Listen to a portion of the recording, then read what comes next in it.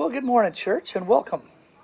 I'm Pastor Dave, and this is the musing for the 13th of September, which today is coming to you from the veranda of a small house in a little fishing village in Portugal. I like technology. Another thing I like when I'm reading a Bible story is to put myself in the place of one of the characters in the story, to try and see the events of the story through their eyes. Now, for one thing, that can help to make a story more engaging. It takes it from a third-person account to more of a first-person account. And secondly, things sometimes occur to me during that kind of a reading that I might have missed as I try to imagine my reactions and responses to the event. For instance, in the recounting of the crucifixion, I might try to imagine myself as the thief on the cross next to Jesus, who was yelling at Jesus and mockingly demanding that Jesus save all three of them. What would be my reaction when the second thief was promised paradise and I was not mentioned? Would I be angry or chastened or bitter? Local traffic. How would I feel? What would I think?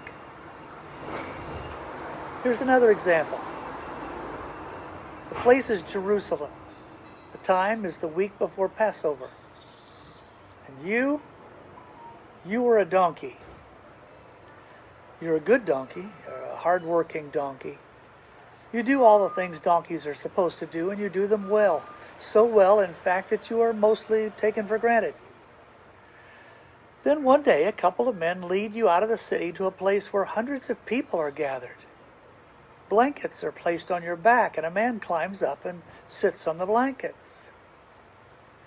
Now, as you begin to carry this man back towards the city, you realize that the crowd has grown. The road into town is lined with people.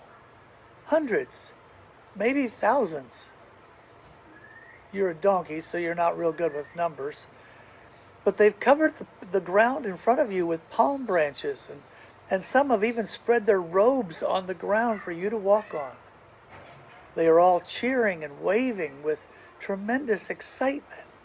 And you say to yourself, finally, at last, I'm getting the recognition that I deserve.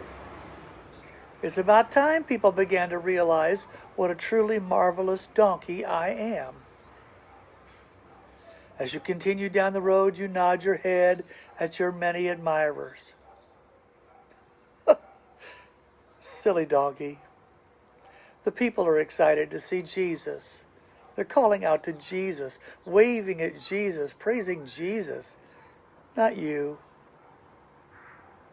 The lesson I learned from this story: no matter how wonderful a donkey you may be, it isn't about you. It's all about Jesus. It always has been, and it always will be all about Jesus. God bless you all.